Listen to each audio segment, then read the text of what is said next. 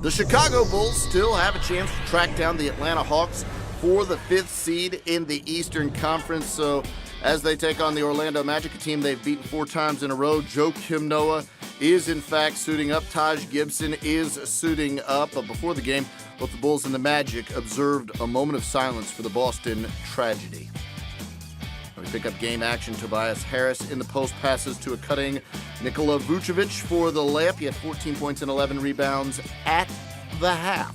Orlando up 11-9. Tobias Harris now splitting the defense and throwing that one down, 8 of 17 from the field, 21-20. Orlando up. The Magic gave a mortgage-free home to retired Army Staff Sergeant Jack Scott and his family during the second quarter break. So, yeah, even though they're not making the playoffs, they're doing a lot of good down in Orlando for some of the former servicemen.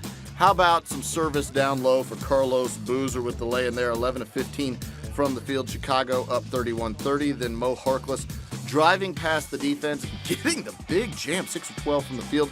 Chicago, though, up by a pair, 35-33. Jimmy Butler driving and passing outside to Luol Deng, wide open for 3. He had 14 points in the first half. At the break, Chicago led it by a dozen, 49-37. Third quarter action. Carlos Boozer passing to Luol Deng, who gets it back to Carlos Boozer for the lay-in.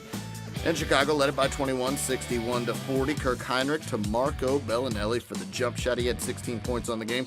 Chicago now by 22, 65-43. Boozer passing to Marco Bellinelli for the lay, and he had 14 points in the third quarter alone, 72-48. Chicago up by 24. And finally, it's Carlos Boozer just cruising through and getting the jam.